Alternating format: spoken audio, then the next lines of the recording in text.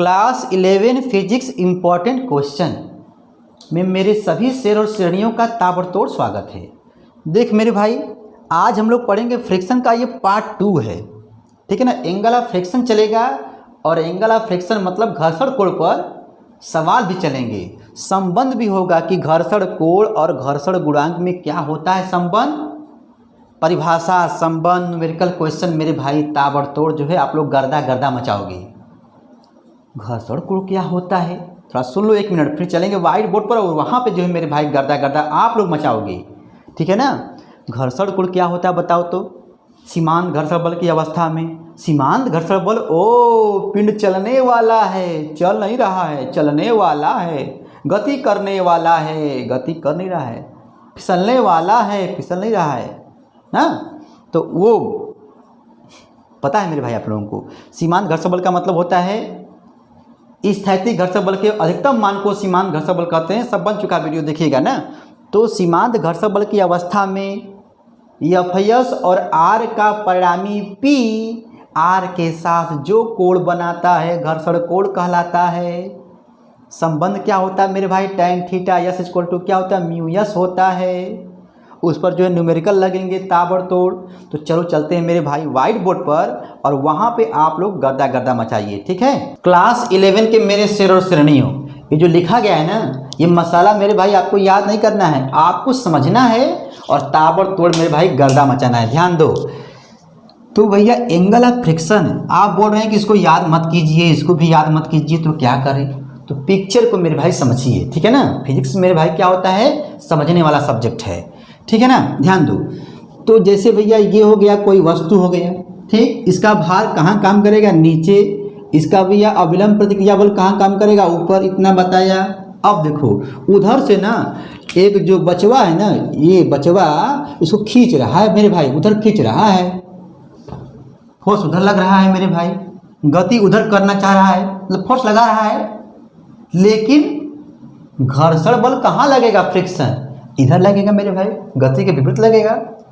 तो इसमें होता क्या है, सीमांत घर्षण की अवस्था में, सीमांत घर्षण, ओ पिंड चलने वाला है, गति करने वाला है, कर नहीं रहा है, करने वाला है, उसकी अवस्था में तो क्या होगा भैया, ध्यान देना। ये हो गया एफ, ठीक है ना।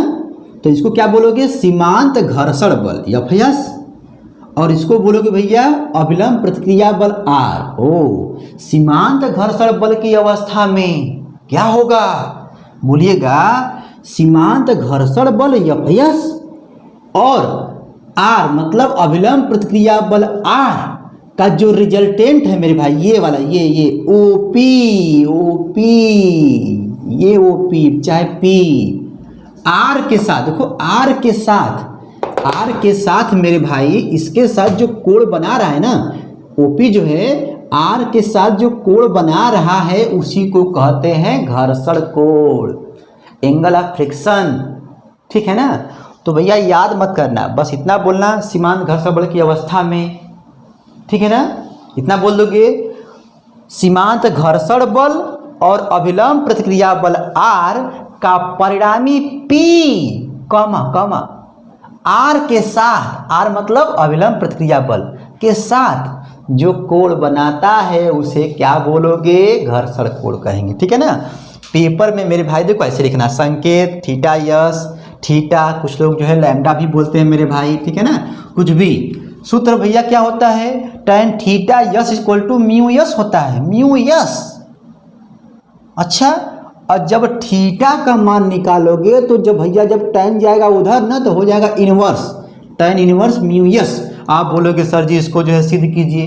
तो भैया ये हो गया नया मसाला, पेपर में पूछता है। क्लास 11 फिजिक्स इंपॉर्टेंट क्वेश्चन भैया चल रहा है ना, हाँ फेयरली एग्जाम में भी आते हैं। तो कहेगा कि घर्षण कोण और घर्षण गुणांक में क्या होता है, संबंध, रिलेशन। ठीक है ना। तो भैया आप यहाँ पे लिखिएगा, ठीक है ना, ये पिक्चर को बनाइएगा। अभी भैया जो इस पर ताबड़तोड़ न्यूमेरिकल चलेंगे। ठीक है ना। देख मेरे भाई, तो यहाँ पे लिखिएगा ट्राइंगल, त्रिभुज ओ पी आर में, देखो भैया ओ पी आर में। ठीक है ना, इतना हो गया। तो आप बताइए मेरे भाई, ये क्या दिख रहा है? ये दिख रहा है 90 अंश, ठीक है ना। अच्छा, हमको मान निकालना भैया tan थीटा का मान ना, आराम से समझो, ठीक है ना। तो tan थीटा बराबर, आप लोग जानते होंगे, त्रिकोणमिति भैया पढ़े होंगे, त्रिकोणमिति में 6 भाई होते हैं, साइन कास टेन काट से कोसे होते हैं ना। तो tan बराबर क्या होता है भाई? लंब बटा के आधार, मतलब परपेंडिकुलर अपॉन बेस होता है। तो भैया यहाँ पर लिखिएगा लंब बटा के आधार, चाहे लिखिएगा p/b, ये होता है भाई। तो लंब देखो क्या है, देखो ये हो गया कर्ण, क्या हो गया भैया? कर्ण हो गया। कोण के सामने की भुजा होती है लंब, ये क्या मेरे भाई? लंब है। और ये क्या? आधार। देखो कोण के सामने की भुजा लंब होती है और ये हो गया आधार। अब कर्ण भैया क्या होता है? 90 अंश के सामने की भुजा। तो हमको लेना है लंब बटा के आधार, ठीक है ना भैया। देखो लंब क्या है? PR है, तो यहाँ लिखो PR, और लंब सॉरी आधार क्या है? OR। इतना बताया, आराम समझो, लंब बटा के आधार। आप बताइए इसका मान तुमको दिया है? नहीं दिया है, लेकिन मेरे यहाँ देखो, यहाँ देखो, नीचे नीचे नीचे नीचे नीचे नीचे इधर FS है ना, तो भैया इसका मान किसके बराबर होगा? FS के बराबर होगा। तो आप लिखिएगा tan theta S equal to हो जाएगा FS अपान, ये भाई किसका वैल्यू है बताओ? ये है R का, अभिलंब प्रतिक्रिया बल R का। तो मेरे भाई यहाँ पे R लिख दो, हो गया इतना बात। अब बताओ इसकी वैल्यू क्या होती है? μS इंटू R होता है कि नहीं? बताओ, आप लोग जाकर के देखिए पार्ट 1, ठीक है ना, बताए हैं। ये अपान R हो ऊपर और नीचे खचाक खचाक होने वाला है, कट गया मेरे भाई, देखो आ गया कि नहीं? ये वाला आ गया। तो tan theta S equal to भैया आ गया μS, ठीक है ना, या और करके लिखना थीटा यस इक्वल टू, अभी रुको मेरे भाई, न्यूमेरिकल भी चलाएंगे ताबड़तोड़। देख ये हो जाएगा tan इनवर्स μS, और वहाँ पर मेरे भाई पेपर में लिखिएगा हाफ ईयरली एग्जाम में, ठीक है ना, चाहे मेरे भाई ईयरली एग्जाम होगा तो भी, जब भी पेपर में भाई पूछा जाएगा तो ऐसे ही लिखिएगा, और इसको लिखिएगा यही घर्षण कोण और घर्षण गुणांक में क्या है? संबंध है। आप लोग भाई पढ़ रहे हो फ्रिक्शन ना, तो बताओ भैया ये तुम्हारा 2 हेडिंग हो गया। अब न्यूमेरिकल चलाना है मेरे भाई, न्यूमेरिकल मेरे गर्दा मचा देना। तो हम तो यही कहेंगे कि पहले जो है ना इसका स्क्रीनशॉट ले लो, और न्यूमेरिकल को जो है ना ताबड़तोड़ मेरे भाई गर्दा गर्दा मचाते हैं, ठीक है ना। तो बताओ इसको कर लोगे ना? चलो मेरे भाई जल्दी से लो स्क्रीनशॉट, ताबड़तोड़ लो। उसके बाद हम लोग जो है अब पढ़ेंगे न्यूमेरिकल। आँखों में नींदे न दिल में करार, आँखों में नींदे न दिल में करार, पढ़ाई भी क्या चीज होती है यार। मेरे शेरों शेरनियों, पढ़ाई पे मेरे भाई गाना गाओ, ठीक है ना, पढ़ाई भी क्या चीज़ होती है यार। अब आप लोगों के सामने जो है ना ढेर सारे क्वेश्चन जो है मेरे भाई दिखाए जाएंगे, और आपको दिखेगा भी कि अरे यार इतना साल पूछा है पेपर में, हाँ, और इसको लगाओगे चुटकी में, ठीक है मेरे भाई। चल रहा है क्लास 11 फिजिक्स इंपॉर्टेंट क्वेश्चन मेरे भाई। देखो 2 संपर्क तलों के बीच घर्षण गुणांक दिया है, √3 दिया है, अच्छा, और घर्षण कोण पूछा है।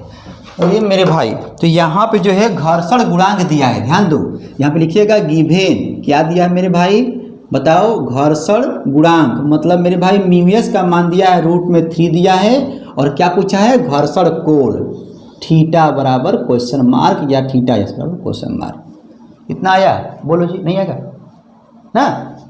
तो आप लिखिएगा हम जानते हैं कि भैया tan थीटा यस बराबर होता है μS, अच्छा, तो tan theta S equal to भैया इसका मान दिया है √3, तो आप बताइए tan में किसका मान होता है √3? बच्चा मुस्कुरा के बोलेगा tan 60 अंश का। बताओ मेरे भाई, नहीं आया? ये देखो कि tan में किसका मान होता है, tan में किसका मान होता है √3, तो बोलोगे tan 60 अंश का। तो भैया जब कंपेयर करोगे तो क्या आ जाएगा? बोलो 60 अंश, ठीक है मेरे भाई। ये हो गया घर्षण कोण का मान, ठीक है। अब देखो मेरे भाई अगला क्वेश्चन, कराए कि दो संपर्क तलों के बीच घर्षण गुणांक, देखो फिर दे दिया घर्षण गुणांक दिया है कितना भैया 1/√3 दिया है। तो देखो भैया सेम यही है हाँ, गिवेन दिया हो जाए, ये लिखो कि भैया घर्षण गुणांक म्यूएस का मान दिया है 1/√3, क्या पूछा है घर्षण कोण, ठीक है मेरे भाई घर्षण कोण पूछा है। अभी रुको लगाएंगे और सवाल। तो भैया ये अब सोचो कि कैसे, अरे नहीं मेरे भाई मुझे पता है आप गर्दा मचा रहे हो, कहोगे tan theta S equal to भैया होता है म्यू यस, ठीक है ना, और यहाँ पर लिखेंगे म्यू यस का मान दिया है 1/√3 और बच्चे को पता है क्लास 11 फिजिक्स पढ़ने वाला मेरा शेर जब आज बोलेगा tan 30 अंश का मान होता है 1/√3। तो भैया यहाँ पे लिखेगा इक्वल टू में tan 30 अंश, मेरे भाई जब कंपेयर करोगे तो क्या आएगा 30 अंश आया, घर्षण कोण का मान निकल आया। अब देख मेरे भाई एक क्वेश्चन यहाँ पे देखो उल्टा पूछ दिया, घर्षण दो संपर्क तलों के बीच घर्षण कोण दिया है 60 अंश, ओ हो घर्षण कोण का मान दे दिया मेरे भाई, गिवेन कितना दिया मेरे भाई 60 अंश दिया है, ठीक है। पूछा क्या है घर्षण गुणांक मेरे भाई, इस टाइप के क्वेश्चन मेरे भाई जी आपके पेपर में ना आते हैं, ठीक है ना। तो मामला गया फंस कि कैसे लगाएंगे, फार्मूला मेरे भाई वही रहेगा, ये तो और इजी है। तो कहिएगा tan थीटा इक्वल टू क्या होगा भाई म्यू यस होगा, ठीक है ना। तो tan थीटा का मान क्या दिया है बताओ 60 अंश, और यहाँ पे मेरे भाई हो जाएगा म्यू यस, इसका मान हो जाएगा √3 म्यू यस, मतलब भैया म्यू यस का मान क्या हो जाएगा √3 घर्षण गुणांक का मान। क्लास 11 फिजिक्स भैया इंपॉर्टेंट क्वेश्चन चल रहा है, फ्रिक्शन से क्वेश्चन चल रहा है न्यूमेरिकल, और ये जो है ना घर्षण कोण वाला है, घर्षण कोण और घर्षण गुणांक पर सवाल आएंगे, ऑब्जेक्टिव में भी आता है। तो मुझे पता है कि मेरा शेर और श्रेणी दोनों जो है मेरे क्वेश्चनों को कच्चा चबा जाएंगे, कर लोगे ना। तो भैया क्लास 11 फिजिक्स इंपॉर्टेंट क्वेश्चन चल रहा था, मन करेगा मेरे भाई तो ये वीडियो जो शेयर कर दीजिएगा, ठीक है ना। मैं फिर आऊँगा, टाटा बाय बाय, पढ़ते रहो।